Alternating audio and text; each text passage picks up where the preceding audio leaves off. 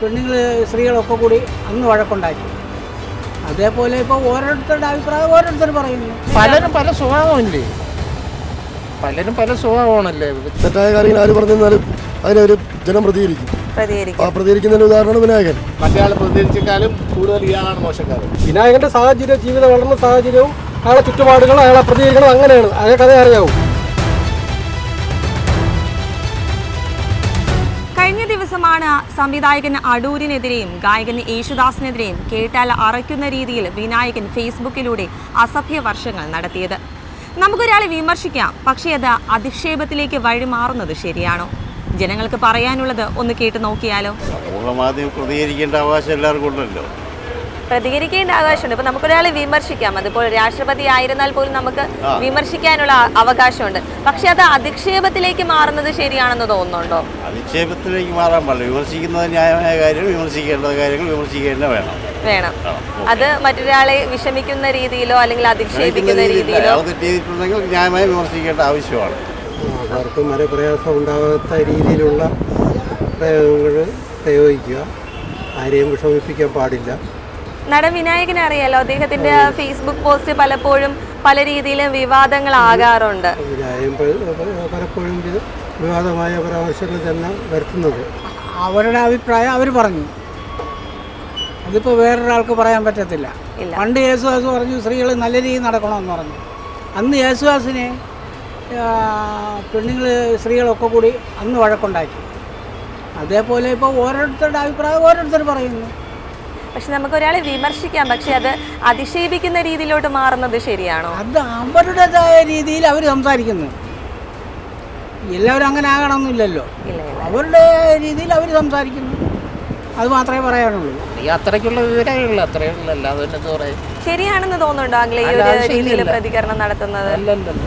ഇല്ല, ശരിയായിട്ടുള്ളൊരു കാര്യമാണെങ്കിൽ കുഴപ്പമില്ല. പക്ഷെ അതിനെ ഒരുപാട് പേര് സപ്പോർട്ട് ചെയ്യുന്നുണ്ട്. അതിനോട് നമുക്ക് പലരും പല സ്വഭാവമല്ലേ, പലരും പല സ്വഭാവമാണല്ലേ. ചിലർ അനുകരിക്കും, ചിലർ പ്രതിഷേധിക്കും. അത് നമ്മൾ കുറ്റം പറയേണ്ട കാര്യമില്ല. വിനായകൻ പലപ്പോഴായി ഈ രീതിയിൽ പ്രതികരിക്കുന്നു. മറ്റാളെ കുറിച്ച് തെറ്റായിട്ട് പറയുന്നത് തെറ്റിനെക്കാട്ടിലും അപ്പുറത്തുള്ള തെറ്റാണ്. ഓക്കെ, അതിനോട് യോജിക്കുന്നില്ലല്ലോ. ഇല്ല കേട്ടാ. അടൂരിന്റെ ഭാഗത്ത് നിന്ന് മുമ്പും ഇതുപോലെ വന്നിട്ടുണ്ട്. അന്ന് ഇതുപോലെ മമ്മൂട്ടിയൊക്കെയാണ് സംസാരിച്ചിട്ടുണ്ടെന്ന് തോന്നുന്നു. പക്ഷേ തെറ്റായ കാര്യങ്ങൾ ആര് പറഞ്ഞാലും അതിനൊരു ജനം പ്രതികരിക്കും. ആ പ്രതികരിക്കുന്നതിന് ഉദാഹരണമാണ് വിനായകൻ. വിനായകനെ തെറ്റ് പറഞ്ഞിട്ട് കാര്യമില്ല. പക്ഷെ പ്രതികരിക്കുന്നതിനോട് കുഴപ്പമില്ല, പക്ഷേ ഈ ഒരു മോശം രീതിയിലുള്ള ഭാഷ ഉപയോഗിച്ച് പ്രതികരിക്കുന്നതിനോട് പറയാൻ പാടില്ല. അടൂരിനെ പോലുള്ള സമൂഹത്തിൽ അറിയപ്പെടുന്നത് ഉന്നത നിലയിലിരിക്കുന്ന ആൾക്കാർ ഈ രീതിയിൽ സംസാരിച്ചു കഴിഞ്ഞാൽ സ്വാഭാവികമായിട്ട് പ്രതികരിക്കും. ആ പ്രതികരിച്ചതാണ് വിനായകന്റെ വിവാദത്വം ഉണ്ടായത്. തെറി പ്രയോഗങ്ങളൊക്കെ ഉപയോഗിച്ച് പ്രതികരിക്കുന്നതിനോട് യോജിക്കുന്നുണ്ടോ? അതില്ല. നടനൊക്കെ തെറി വിളിക്കണമെന്ന് പറഞ്ഞാൽ അത് ശരിയല്ലാത്തൊരു കാര്യം തന്നെ. നമുക്കിപ്പോൾ ഒരാളെ വിമർശിക്കാനുള്ള അവകാശമുണ്ട്, പക്ഷേ ഈ രീതിയിലുള്ള പ്രതികരണത്തോട് യോജിക്കുന്നുണ്ടോ? യോജിക്കുന്നില്ല. മോശം രീതിയിലുള്ള പ്രയോഗങ്ങൾ തീർച്ചയായിട്ടും നമുക്ക് അനുഭവിക്കാൻ പറ്റുന്നില്ല. കാരണം പ്രത്യേകിച്ച് നമ്മൾ ഈ പറയുമ്പോഴത്തേക്ക് ഒരു വ്യക്തിയെ കുറിച്ച് ഒരു വൃത്തിയായിട്ട് രീതിയിൽ സംസാരിക്കുമ്പോൾ അതിൻ്റെതായിട്ടുള്ള ഒരു മാന്യത കൊടുക്കണമല്ലോ. അപ്പോൾ അതുകൊണ്ട് മാത്രമാണ് അങ്ങനെ, അതിനെക്കുറിച്ച് പ്രത്യേകിച്ച് വേറെ ഒന്നും പറയാനില്ല. നമുക്കിപ്പോൾ ഒരാളെ വിമർശിക്കാം, പക്ഷേ ഈ തെറി പ്രയോഗങ്ങളൊക്കെ പ്രയോഗിച്ച് പ്രതികരിക്കുന്നതിനോട് യോജിക്കുന്നുണ്ടോ? ഒരിക്കലും ഇല്ല, മോശമായിട്ടുള്ളതാണ്. മറ്റേ പ്രതികരിച്ചേക്കാളും കൂടുതൽ ഇയാളാണ് മോശക്കാരൻ. പക്ഷെ വിനായകന് ഇത് ആദ്യമായിട്ടല്ല, മുൻപും പലപ്പോഴും അങ്ങനെ ആയിപ്പോയി.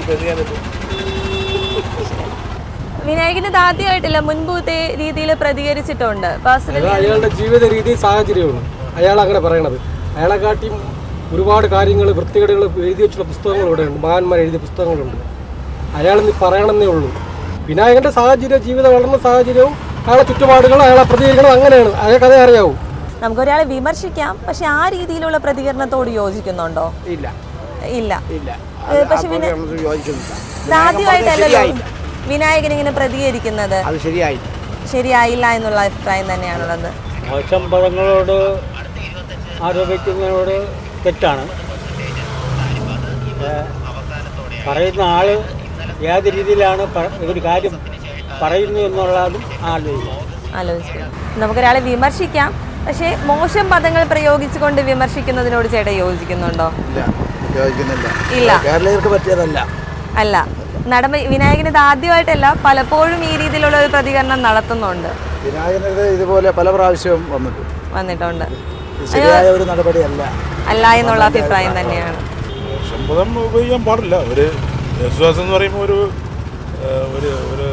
ലോകം മുഴുവൻ ആരാധിക്കുന്ന ഒരു ഗായകനാണ്. അയാൾക്ക് എന്ത് തെറ്റുപറ്റിയെന്ന് നമുക്ക് അറിയില്ലല്ലോ.